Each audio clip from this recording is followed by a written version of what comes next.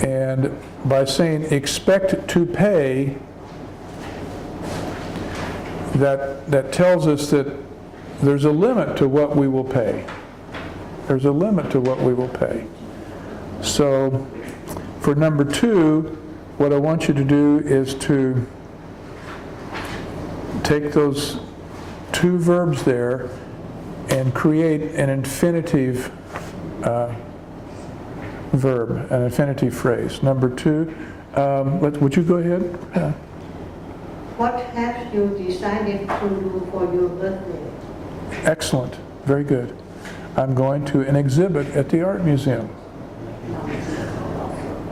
What have you decided to do? So, it's another way of using verbs to express action.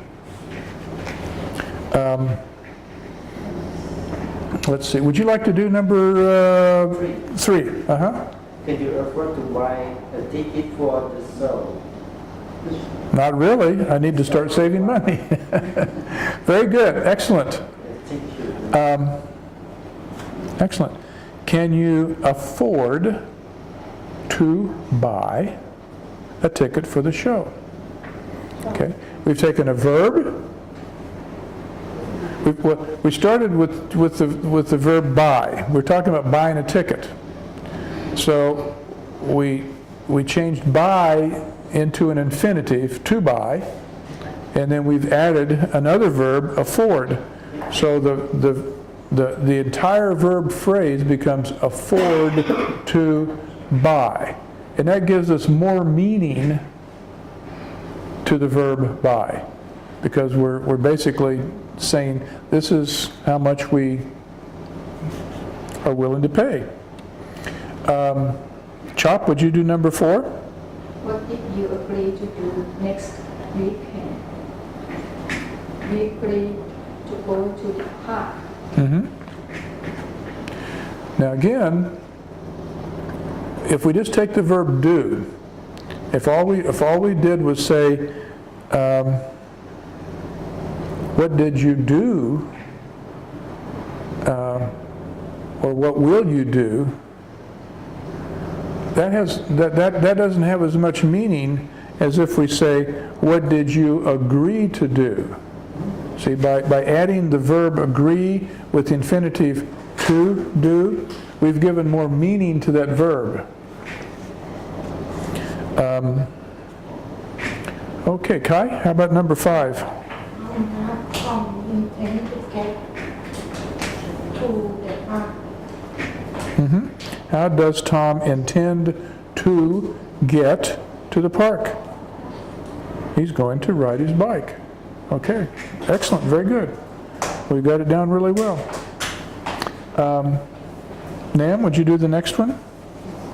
Have you ever refused to go on a trip with your family? No, I haven't. Refused to go. Well, okay. Kat, would you do number 7?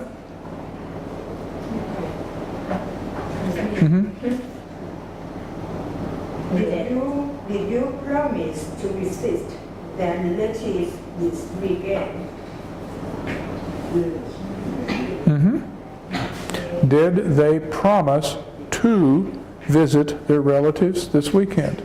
So, that's what we do with infinitives. We use infinitives. Infinitives is a form of a verb where we've added to. And we use infinitives in the language to give greater meaning to the verb.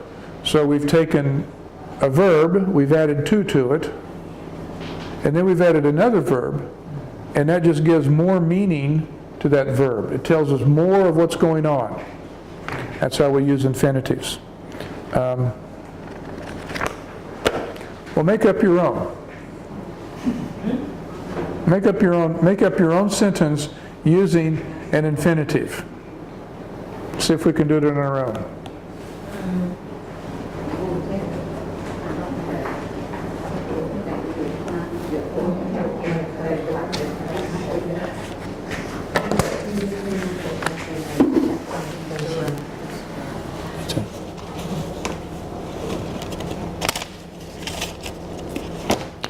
Let's see what we come up with.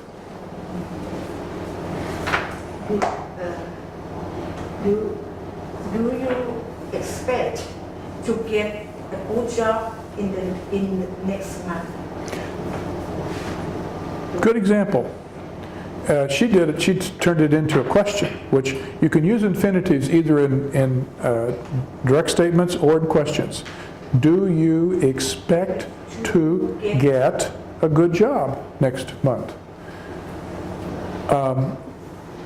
See how that's different than if she had just said, will you get a good job? By saying expect to get. It's like, what do you anticipate? We've added meaning to the verb get. Okay? Another example. Chuck, what was your example? What did you plan to do after class?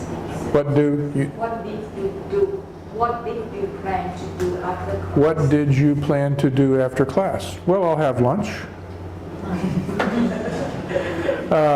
I'll have lunch with Brother John and Brother Tim and Julie.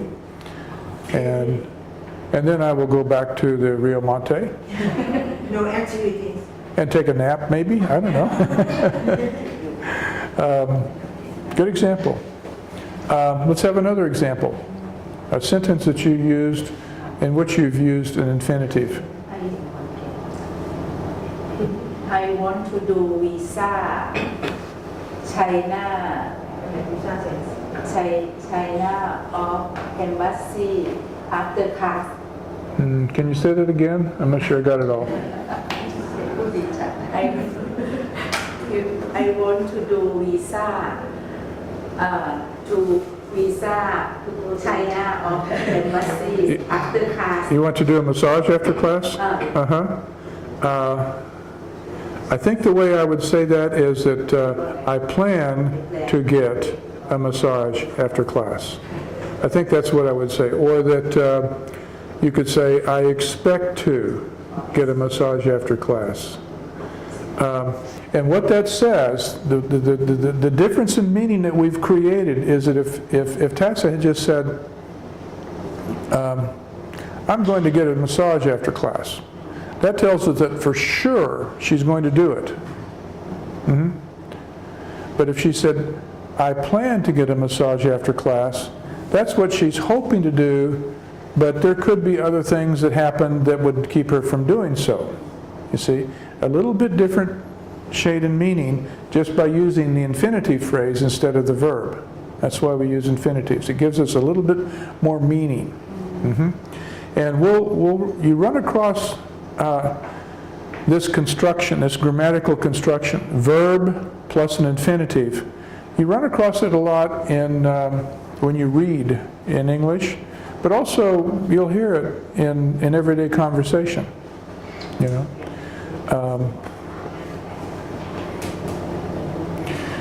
This weekend I'm going to go to the beach. I plan to take the SkyTrain to the bus station. But I might get lost. If I get lost, I'll have to take a taxi. See, I plan to take the SkyTrain, but I'm not so good at directions, and I can't read Thai signs. So my plan is to take the SkyTrain to the bus station and then to buy a ticket on the minivan. But my plans might fall apart. Okay, that's an idiom, fall apart. My plans might fall apart, in which case I'll just have to make a new plan, back to the drawing board. And why do you intend to come to Thailand? Pardon me? Why do you intend to come to Thailand? Why did I intend to come to Thailand? Well, that's a good example of the infinitive phrase, intend to come. Well, my intention was to be of service to the Maryknoll organization, and the job that they said that they would have me do is to teach you English. So my intention was to be helpful. That was what I intended to do. You see, if the question was, why did you come?